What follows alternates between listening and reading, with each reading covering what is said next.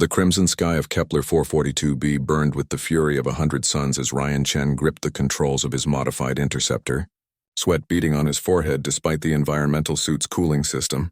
Below him, the human colony of New Terra was under siege, its crystalline domes flickering under the relentless bombardment of the Zephyrian fleet.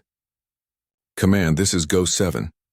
Ryan's voice crackled through the comm system as he banked hard to avoid a plasma barrage. "I count 30 enemy vessels, including what looks like their flagship. That thing's the size of a small moon." Emma Rodriguez's voice came through clearly from the orbital defense station. As the colony's chief tactical officer, she had been coordinating the defense for the past 6 hours. "Copy that, Ghost 7. Ryan, you need to fall back. That flagship is launching fighters faster than we can count them." "Negative, Control. I've got an idea." Ryan's eyes narrowed as he studied the massive Zephyrian dreadnought. The ship was magnificent in its alien architecture, flowing curves of biometal that seemed to pulse with organic life, crackling with energy shields that had so far proven impervious to human weapons. The Zephyrians were an ancient race, their technology far superior to humanity's crude fusion drives and kinetic weapons. They had appeared in human space 3 months ago, not with demands or ultimatums, but with immediate conquest. 17 colonies had already fallen to their relentless advance.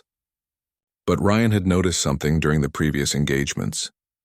The Zephyrian ships, for all their advanced technology, had a curious blind spot in their design philosophy.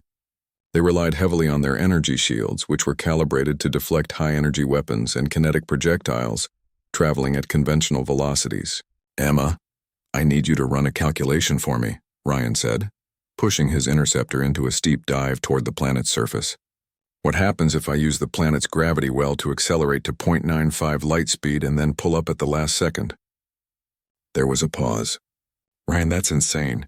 The G-forces alone would kill you, and even if they didn't, you'd be traveling too fast to maneuver effectively." "Not if I'm aiming for something the size of a continent," Ryan replied grimly. "Their shields won't be calibrated for relativistic speeds. Physics is physics, even for them." The Zephyrian flagship loomed ahead, its queen's personal standard visible even at this distance, a serpentine creature with wings of stars. Queen Zalara the Conqueror, as the intercepted transmissions had identified her, was aboard that vessel, directing the systematic destruction of human civilization.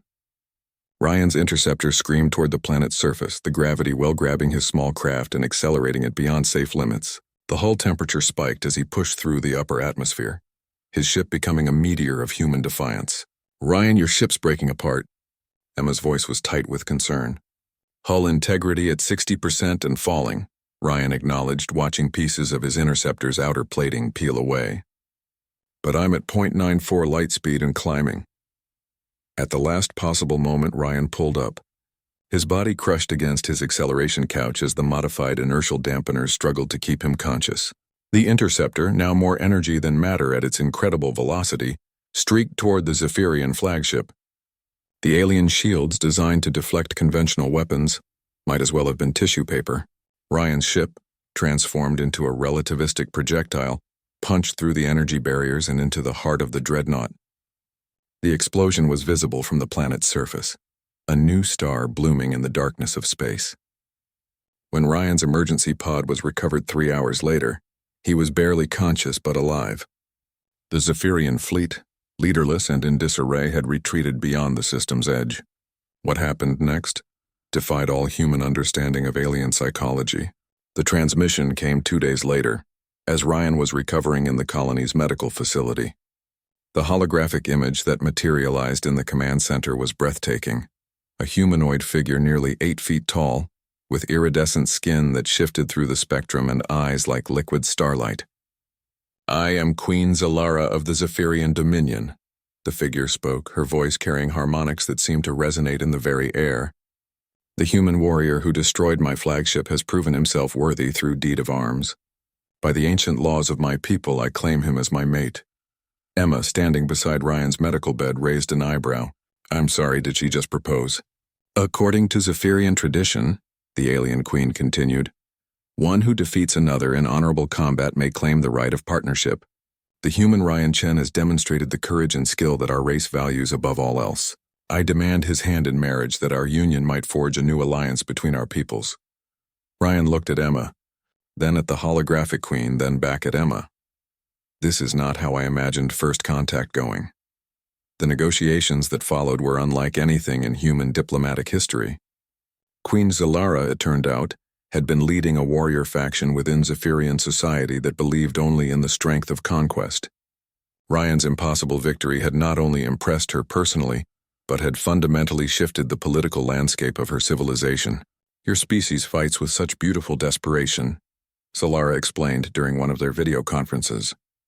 You lack our technology, our lifespans, our psychic abilities, yet you find ways to triumph through pure ingenuity and will. This is why I must have you as my consort. Ma'am, Ryan replied diplomatically. I'm flattered, but I'm already in a relationship. Emma squeezed his hand. They had been together for 3 years, their romance blooming amid the dangerous work of frontier defense. Queen Zalara's expression shifted to something that might have been amusement. Then she too shall be my consort. Zephyrian royalty traditionally maintains multiple partnerships for political alliance. I don't think that's how human relationships work, Emma interjected. All relationships are negotiable, the queen replied. What matters is the strength of the bond and the power it represents. The solution they eventually reached was unprecedented in galactic history. Rather than marriage, Queen Zalara proposed a ceremonial adoption, making Ryan her battle brother and Emma her strategy sister in the Zephyrian royal house. This would grant humanity protected status within the Dominion, while satisfying the cultural requirements that demanded some formal recognition of Ryan's victory. The ceremony took place 3 months later aboard a massive Zephyrian diplomatic vessel. Ryan, wearing armor crafted from the hull of his destroyed interceptor, and Emma, dressed in the tactical uniform that had become her signature, stood before an alien queen as she declared them family, in a language that sounded like singing stars. You have taught my people that true strength lies not in overwhelming force, Queen Zalara said, placing her hands on their shoulders, but in the willingness to risk everything for those you protect. Humanity will always have a place in the stars. As they watched the Zephyrian fleet depart for distant worlds, Emma turned to Ryan. So, we're aliens royalty now? Ryan grinned, pulling her close. Just another day in the Colonial Defense Force. Above them, the stars beckoned with infinite possibility, and humanity's place among them was finally secure, earned not through submission or superior technology, but through the simple human refusal to surrender in the face of impossible odds.